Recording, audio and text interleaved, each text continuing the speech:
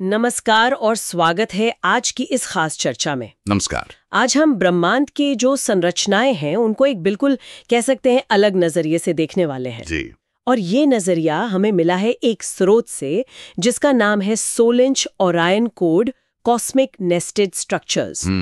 लेखक है भौमिक, संपादन आर्किन और एल्केमी का है और आत्मिक प्रकाश प्रकाशन ने इसे प्रकाशित किया है। दिलचस्प नाम है। हाँ, और इस स्रोत का जो उद्देश्य है वो भी बड़ा दिलचस्प है, मतलब सोचने पर मजबूर करता है। अच्छा, क्या है वो? ये असल में प्राचीन वैदिक दृष्टिकोण और जो मॉडर्न एस्ट्रोनॉमी है उसकी कुछ अवधारणाओं को साथ लाने की कोशिश करता है। और ये समझाने की कोशिश है कि कैसे ब्रह्मांड में जो स्ट्रक्चर्स हैं वो शायद एक दूसरे के अंदर समाये हुए हैं, नेस्टेड हैं। जैसे हम आकाश में 27 नक्षत्र देखते ना। हाँ, बिल्कुल। तो ये स्रोत कहता है कि हो सकता है हमारा पूरा का पूरा सोलर सिस्टम वो भी किसी बहुत बड़ी व्यवस्था के लिए वैसा ही एक नक्षत्र हो। वाह, ये तो बहुत बड़ा आइडिया है ना? चलिए इसी अनोखे विचार की परतें खोलते हैं जरा। जरूर। ये कल्पना ही अपने आप में कितनी रोमांचक है कि हमारा सूर्य, पृथ्वी, सारे ग्रह ये सब मिलकर किसी और बहुत बड़े कॉस्मिक स्केल पर सिर्फ एक इकाई हो। हाँ, एक नक्षत्र की तरह। एक नक्षत्र की तरह। सुनने में ही ये बड़ा असाधारण सा लगता है। तो ये विचार आता कहाँ से है? इसकी बुनियाद क्या है? जी। तो देखिए, स्रोत का जो सबसे बुनियादी जो सेंट्रल आइडिया है वो यही है। हम सब 27 नक्षत्रों को तो जानते ही हैं। जी हाँ, अश्विनी से रेवती तक। बिल्कुल। ज्योतिष में, हमारी कई परंपराओं में इनको कॉस्मिक एनर्जी का सेंटर मानते हैं या प्रभाव का स्रोत मानते हैं। सही है। स्रोत इसी लॉजिक को, इसी तर्क को एक कदम आगे ले जाता है। वो कहता है कि क्या ऐसा नहीं हो सकता कि हमारा पूरा सौर मंडल, मतलब सूरज, उसके सारे प्लैनेट्स, मून्स, सब कुछ, ये पूरा का पूरा सिस्टम मिलकर किसी बहुत बड़ी कॉस्मिक संरचना के लिए, जैसे मान लीजिए हमारी गैलेक्सी की ओरायन आर्म है या कोई बहुत बड़ा स्टार क्लस्टर, उसके स्केल पर ये पूरा सोलर सिस्टम बस एक नक्षत्र जैसा हो। अच्छा, मतलब एक इकाई जिसका अपना कोई प्रभाव हो उसके बड़े स्केल पर। हाँ, बिल्कुल। इसे समझने के लिए स्रोत एक तरह का स्केल या एक क्रम बताता है जिससे हमें अपनी जगह थोड़ी समझ आए। हाँ, कैसे? देखिए, पहले लेवल पर हम हैं पृथ्वी पर। ठीक। हमारे लिए आकाश में वो 27 नक्षत्र महत्वपूर्ण है, एनर्जी सेंटर्स हैं। जी। दूसरे लेवल पर पूरे सौर मंडल को एक यूनिट की तरह देखिए। ठीक है। स्रोत कहता है कि ये पूरा सिस्टम किसी विशाल तारा समूह या गैलेक्टिक आर्म के कॉन्टेक्स्ट में शायद सिर्फ एक नक्षत्र जैसा है। जैसे हम किसी एक नक्षत्र को देखते हैं। इकाई हमारे सौर मंडल को देखती होगी एक नक्षत्र की तरह। दिलचस्प। तीसरे लेवल पर हमारी पूरी आकाशगंगा, मिल्की वे। अब इस स्केल पर सोचिए, हमारा इतना बड़ा चमचमाता सौर मंडल, वो क्या है? वो तो बस एक छोटा सा पॉइंट होगा ना। जैसे हमारे लिए किसी नक्षत्र का कोई एक तारा होता है, बस वैसा ही एक बिंदु। सही। और स्रोत यही नहीं रुकता, वो इशारा करता है कि शायद इससे भी ऊपर के लेवल्स हों। अच्छा। हाँ, हो सकता है ऐसी महा गैलेक्टिक नक्षत्र व्यवस्थाएं हों जिनमें हमारी पूरी की पूरी गैलेक्सी ही एक नक्षत्र की तरह गिनी जाती हो। बाप रे, ये तो मतलब दिमाग घुमा देने वाला विचार है। यूनिवर्स के स्केल का एक बिल्कुल नया पर्सपेक्टिव है ना। और जैसा आपने शुरू में कहा, ये सिर्फ कोई मॉडर्न खगोलीय कल्पना भर नहीं है। नहीं, बिल्कुल नहीं। स्रोत की जो खासियत है वो ये है कि वो इस आइडिया को हमारी प्राचीन जड़ों से, खासकर वैदिक साहित्य से जोड़ने की कोशिश करता है। हाँ, ये पॉइंट बहुत महत्वपूर्ण है। जी। एक बहुत अहम कोटेशन दिया गया है जो कहते हैं ऋग्वेद और विष्णु पुराण दोनों में मिलता है। यथा देहे सूक्ष्म देहम तथैव लोकानाम लोका। यथा देहे सूक्ष्म देहम तथैव लोकानाम लोका। इसका मतलब क्या हुआ इस कॉन्टेक्स्ट में? इसका जो लिटरल मीनिंग है वो ये है, जैसे इस स्थूल शरीर के भीतर एक सूक्ष्म शरीर है, उसी प्रकार इन लोकों के भीतर भी लोक हैं। अच्छा। तो स्रोत इसकी व्याख्या इस कॉस्मिक कॉन्टेक्स्ट में करता है। जैसे हमारे फिजिकल बॉडी के अंदर एक सटल एनर्जी बॉडी है जो उसे चलाती है। हाँ। वैसे ही ये जो दिखाई देने वाले लोक हैं, जैसे हमारा सौर मंडल, इनके भीतर या इनसे परे सूक्ष्म लोक या स्ट्रक्चर्स हो सकते हैं। और ये सिर्फ होने की बात नहीं है, ये फंक्शनल भी है। फंक्शनल मतलब क्रियाशील। हाँ, क्रियाशील। तो जैसे हम मानते हैं कि वो 27 नक्षत्र हमारे जीवन पर, हमारी चेतना पर असर डालते हैं। जी। स्रोत ये संभावना जताता है कि हमारा पूरा सोलर सिस्टम भी एक यूनिट के तौर पे किसी हायर लेवल के लिए, किसी बड़े कॉस्मिक डायमेंशन या चेतना के लिए एक नक्षत्र की तरह काम करता हो। अच्छा। उसका अपना एक प्रभाव क्षेत्र हो, अपनी एक एनर्जी सिग्नेचर हो। ये यूनिवर्स को सिर्फ अलग अलग चीजों के कलेक्शन की तरह नहीं देखता, बल्कि एक मल्टी लेयर्ड, इंटरकनेक्टेड, परत दर परत संरचना के रूप में देखता है। तो ये सिर्फ साइज की बात नहीं है, बल्कि स्ट्रक्चर और फंक्शन की सिमिलैरिटी की बात है। बिल्कुल सही। साइज से ज्यादा जरूरी है वो संरचनात्मक और कार्यात्मक समानता। ये लोकों के भीतर लोक और सौरमंडल एक नक्षत्र के रूप में, ये वाकई एक गहरा विचार है। पर स्रोत इसे सिर्फ प्राचीन ज्ञान तक ही सीमित नहीं रखता है ना? आपने कहा था इसे किसी मॉडर्न साइंटिफिक कॉन्सेप्ट से भी जोड़ने की कोशिश है। हाँ, बिल्कुल। स्रोत इस वैदिक विचार और मॉडर्न कॉस्मोलॉजी की एक स्पेक्युलेशन या मॉडल के बीच एक पॉसिबल ब्रिज बनाने का सुझाव देता है। कौन सा मॉडल? इसे कहते हैं nested universe model. Nested universe model या कभी-कभी इसे फ्रैक्टल यूनिवर्स भी कहा जाता है। नेस्टेड मतलब एक के अंदर एक, जैसे वो रूसी मैट्रियोश्का डॉल्स होती हैं। बिल्कुल भाई। एक गुड़िया के अंदर दूसरी, फिर तीसरी, और हर छोटी गुड़िया बड़ी गुड़िया का ही छोटा रूप होती है। और ये फ्रैक्टल वाला आइडिया भी कुछ ऐसा ही है जैसे हम नेचर में देखते हैं। एक पत्ती की नसें देखो तो पेड़ की डालियों जैसी लगती हैं। सही कहा आपने। या पहाड़ का छोटा सा हिस्सा देखो तो वो पूरे पहाड़ की शेप को रिपीट करता है। एग्जैक्टली। फ्रैक्टल्स ऐसे ही पैटर्न होते हैं जो अलग अलग स्केल्स पर, मतलब अलग अलग पैमानों पर खुद को दोहराते हैं। तो स्रोत का तर्क क्या है कि यूनिवर्स भी ऐसा ही है? स्रोत का तर्क ये है कि अगर ब्रह्मांड की संरचना फ्रैक्टल या नेस्टेड है, तो जो पैटर्न हम एक लेवल पर देखते हैं, जैसे तारे और नक्षत्र, हाँ, वही या उससे मिलता जुलता पैटर्न बड़े लेवल पर भी मौजूद हो सकता है। जैसे हमारा सोलर सिस्टम किसी बड़ी संरचना में एक नक्षत्र जैसा होना। ये सिर्फ साइज का बड़ा या छोटा होना नहीं है, बल्कि एक बेसिक डिजाइन या प्रिंसिपल का अलग अलग स्केल्स पर अप्लाई होना है।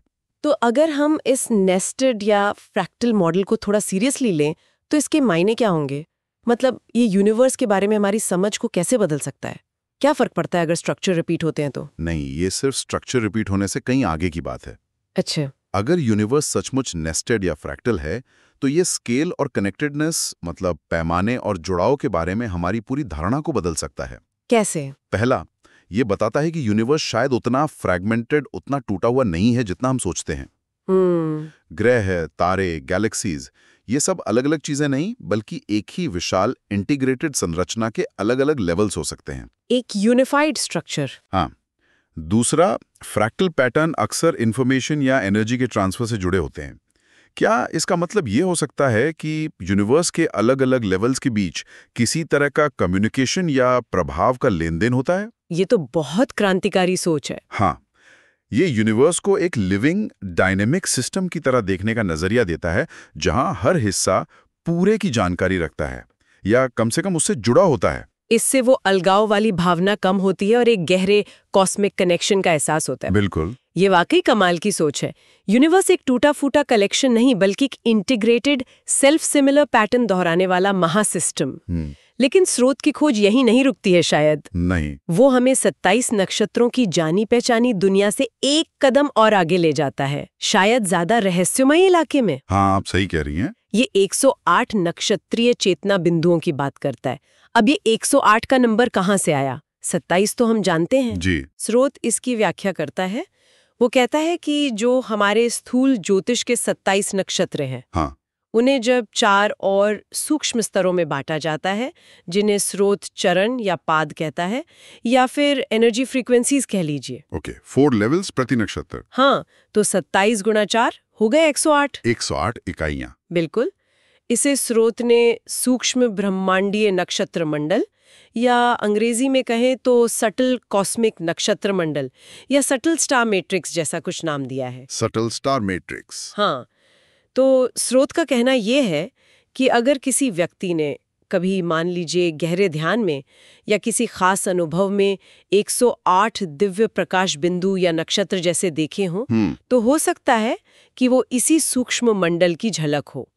ये उन फिजिकल तारों से अलग है जिन्हें हम टेलीस्कोप से देखते हैं। मतलब यहाँ हम फिजिकल एस्ट्रोनॉमी से हटकर कॉन्शियसनेस या एनर्जी के दायरे में जा रहे हैं। हाँ, बिल्कुल। और यहीं पर सबसे महत्वपूर्ण और शायद सबसे चैलेंजिंग सवाल उठता है। क्या कि ये 108 बिंदु आखिर हैं क्या? अगर ये फिजिकल तारे नहीं हैं तो फिर क्या है? सही सवाल है। स्रोत के अनुसार ये स्थूल फिजिकल चीजों से नहीं जुड़े हैं जैसे तारे या ग्रह, बल्कि ये चेतना की तरंगों से, चेतना की तरंगे, वेव्स ऑफ कॉन्शियसनेस, हाँ, या फिर ज्योति केंद्रों से, सेंटर्स ऑफ लाइट या ल्यूमिनोसिटी। ये एक बहुत बड़ा दावा है जो फिजिकल साइंस की सीमाओं से काफी आगे जाता है। इसे स्रोत समझाता कैसे है? मतलब चेतना की तरंगे या ज्योति केंद्र? स्रोत इसे ऐसे समझाता है कि ये वो सूक्ष्म स्तर है, वो सटल प्लेन है जहां आत्मा, सोल, ऊर्जा, एनर्जी और तारकीय ज्योति, स्टेलर लाइट या एसेंस एक हो जाते हैं। आत्मा, ऊर्जा और तारकीय ज्योति का संगम। हाँ, ये एक तरह से स्थूल फिजिकल और सूक्ष्म सटल एनर्जेटिक कॉन्शियस लेवल्स के बीच एक पुल बनाने की कोशिश है। अच्छा, जहां 27 नक्षत्रों की फिजिकल प्रेजेंस है जिन्हें हम माप सकते हैं, देख सकते हैं, वहीं ये 108 बिंदु शायद चेतना के ताने बाने में बुने हुए एनर्जी के केंद्र या नोड्स हैं। तो इन्हें शायद सीधे तौर पर अनुभव किया जा सकता है, ध्यान में या किसी और तरह से? हाँ, स्रोत इसी ओर इशारा करता है। इन्हें शायद सीधे अनुभव किया जा सकता है ध्यान में, आंतरिक दृष्टि से, लेकिन फिजिकल इंस्ट्रूमेंट से इनका पता लगाना शायद मुश्किल या नामुमकिन हो। तो क्या स्रोत ये भी बताता है कि इन 108 सूक्ष्म बिंदुओं का फंक्शन क्या है, काम क्या है इनका? अगर ये चेतना या ज्योति केंद्र है तो इनका उद्देश्य क्या हो सकता है इस पूरे कॉस्मिक स्ट्रक्चर में? स्रोत इनके फंक्शन के बारे में बहुत डिटेल्ड नहीं है, लेकिन इशारा करता है कि ये शायद कॉस्मिक एनर्जी और चेतना के डिस्ट्रीब्यूशन और मॉड्यूलेशन के पॉइंट्स हो सकते हैं। जैसे शरीर में एक्यूपंक्चर पॉइंट्स होते हैं? हाँ, कुछ वैसा ही समझ लीजिए, जो एनर्जी फ्लो को रेगुलेट करते हैं। ये शायद हायर डायमेंशन से एनर्जी या इंफॉर्मेशन रिसीव करने और उसे लोअर लेवल्स तक पहुंचाने के सेंटर्स हो सकते हैं। और इन्हें अनुभव करने का तरीका क्या सिर्फ ध्यान या मिस्टिकल एक्सपीरियंस ही है? स्रोत मुख्यतः आंतरिक अनुभव, ध्यान या डेवलप्ड कॉन्शियसनेस की अवस्थाओं की ओर ही संकेत करता है। ये ट्रेडिशनल साइंटिफिक मेथड से अलग है। ये सब्जेक्टिव एक्सपीरियंस पर आधारित ज्ञान का क्षेत्र है। ये विचार असल में ब्रह्मांड की संरचना में चेतना को सिर्फ एक पैसिव ऑब्जर्वर नहीं, बल्कि एक एक्टिव एलिमेंट के रूप में देखने का प्रयास है। ये बहुत दिलचस्प है। तो चलिए, अब तक हमने जो कुछ समझा है उसे एक साथ लाने की कोशिश करते हैं। जी, हमने शुरुआत की 27 नक्षत्रों की जानी पहचानी अवधारणा से। हाँ। फिर हम इस विचार पर गए कि हमारा पूरा सोलर सिस्टम ही किसी बड़ी व्यवस्था के लिए एक नक्षत्र जैसा हो सकता है, और इसे वैदिक सूत्र लोकों के भीतर लोक से जोड़ा। बिल्कुल। इसके बाद हमने इसे मॉडर्न नेस्टेड यूनिवर्स या फ्रैक्टल पैटर्न के आइडिया से कनेक्ट किया, जहां स्ट्रक्चर्स अलग-अलग स्केल्स पर खुद को दोहराते हैं, जो शायद यूनिवर्स के गहरे इंटरकनेक्शन का संकेत है। सही। और आखिर में हमने 27 थोल नक्षत्रों से परे जाकर 108 सूक्ष्म चेतना बिंदुओं की रहस्यमयी दुनिया में झांका, जी, जो फिजिकल तारों से नहीं बल्कि एनर्जी, लाइट और कॉन्शियसनेस से जुड़े हो सकते हैं। जी हाँ। तो ये सारे विचार मिलकर हमें यूनिवर्स की कैसी तस्वीर दिखाते हैं, और ये सब जानकारी हमारे लिए जो इस विषय में रुचि रखते हैं कैसे प्रासंगिक है, इसका क्या महत्व है। मेरे ख्याल में ये सब मिलकर ब्रह्मांड की एक बेहद रिच, मल्टी डायमेंशनल और डायनामिक तस्वीर पेश करता है। ये पारंपरिक खगोल विज्ञान के सिर्फ फिजिकल यूनिवर्स से कहीं आगे जाता है। ये हमें दिखाता है कि यूनिवर्स शायद सिर्फ खाली जगह में तैरती हुई चीजों का कलेक्शन नहीं है, बल्कि एक कॉम्प्लेक्स लेयर्ड स्ट्रक्चर है जिसमें फिजिकल, एनर्जेटिक और शायद कॉन्शियस लेवल्स एक दूसरे से गुंथे हुए हैं। और इसकी प्रासंगिकता, रेलेवेंस क्या है इसका? इसकी रेलेवेंस कई लेवल्स पर है। पहला, ये ज्ञान की तलाश करने वालों के लिए और अलग-अलग पर्सपेक्टिव्स को समझने में इंटरेस्ट रखने वालों के लिए एक इंटेलेक्चुअल स्टिमुलेशन है। सही। ये दिखाता है कि कैसे प्राचीन ज्ञान जैसे वैदिक विचार और मॉडर्न साइंटिफिक स्पेकुलेशंस जैसे नेस्टेड यूनिवर्स एक साथ आकर हमारी समझ को गहरा कर सकते हैं। दूसरा, ये हमें अपने स्थान पर दोबारा सोचने के लिए प्रेरित करता है। क्या हम सिर्फ एक छोटे से ग्रह पर रहने वाले मामूली जीव हैं, या हम एक विशाल मल्टी लेवल कॉस्मिक ड्रामा का हिस्सा हैं जिसमें हमारा सोलर सिस्टम भी एक महत्वपूर्ण भूमिका निभा रहा है? ये नजरिया बदल देता है। तीसरा, ये स्केल और कनेक्शन की हमारी समझ को चैलेंज करता है। यह हमें यूनिवर्स को एक इंटीग्रेटेड सिस्टम के रूप में देखने के लिए प्रोत्साहित करता है। और शायद सबसे महत्वपूर्ण, ये चेतना की भूमिका पर सवाल उठाता है। क्या कॉन्शियसनेस सिर्फ जीवन का एक बाय प्रोडक्ट है या ये यूनिवर्स के फैब्रिक का ही एक फंडामेंटल हिस्सा है, जैसा कि 108 सूक्ष्म बिंदु का विचार सुझाता है? सही कहा। ये हमें अपने अस्तित्व को एक कहीं ज्यादा बड़े और गहरे कॉस्मिक कॉन्टेक्स्ट में देखने में मदद कर सकता है। ये सिर्फ कुछ आहा मोमेंट से बढ़कर शायद हमारे जीने के तरीके को भी प्रभावित कर सकता है। तो आज की इस गहन चर्चा का सार ये निकलता है कि ब्रह्मांड शायद एक अद्भुत नेस्टेड डॉल या फ्रैक्टल पैटर्न की तरह है। हाँ, कह सकते हैं। जहां संरचनाएं एक दूसरे के भीतर समाई हुई हैं और हर लेवल अगले लेवल की एक तरह से प्रतिध्वनि है। बिल्कुल। हमारे जाने पहचाने 27 नक्षत्रों से लेकर हमारा पूरा सौर मंडल, जो शायद खुद एक नक्षत्र है, और फिर चेतना के वो 108 सूक्ष्म बिंदु, ये सब एक ऐसी तस्वीर बनाते हैं जहां फिजिकल और नॉन फिजिकल, स्थूल और सूक्ष्म, सब आपस में जुड़े हुए लगते हैं। जी, और इसकी झलक हमें प्राचीन ग्रंथों और आधुनिक विचारों दोनों में मिल सकती है। बिल्कुल। और जाते जाते यहाँ एक विचार छोड़ जाते हैं जिसपे आगे सोचा जा सकता है। हाँ, जरूर। अगर हमारा सोलर सिस्टम वाकई किसी हायर लेवल के लिए एक नक्षत्र की तरह काम करता है, तो उस लेवल का ज्योतिष या प्रभाव कैसा दिखता होगा? अच्छा सवाल है। जैसे हमारे लिए ग्रहों और नक्षत्रों का प्रभाव माना जाता है, क्या हमारे सोलर सिस्टम का भी किसी हायर एंटिटी या डायमेंशन पर वैसा ही कोई स्पेसिफिक प्रभाव पड़ता होगा? सोचने वाली बात है। और दूसरी बात, ये जो 108 सूक्ष्म एनर्जी या चेतना बिंदु हैं, इनको समझना, अगर ये कभी संभव हो पाया, तो ये ब्रह्मांड के साथ हमारे संबंध को कैसे बदल सकता है? क्या मतलब? क्या ये हमें सिर्फ फिजिकल ऑब्जर्वेशन से परे जाकर एनर्जी और चेतना के लेवल पर यूनिवर्स से जुड़ने का कोई नया रास्ता दिखा सकता है? चेतना और कॉस्मिक स्ट्रक्चर के बीच इस गहरे संभावित संबंध की खोज, ये शायद भविष्य में ह्यूमन अंडरस्टैंडिंग का अगला बड़ा कदम हो। इसी दिलचस्प विचार के साथ आज की ये चर्चा यहीं समाप्त करते हैं। स्रोत ने निश्चित रूप से हमें ब्रह्मांड को और उसमें हमारे स्थान को एक नए और बहुत व्यापक दृष्टिकोण से देखने के लिए प्रेरित किया है। बिल्कुल। धन्यवाद। धन्यवाद।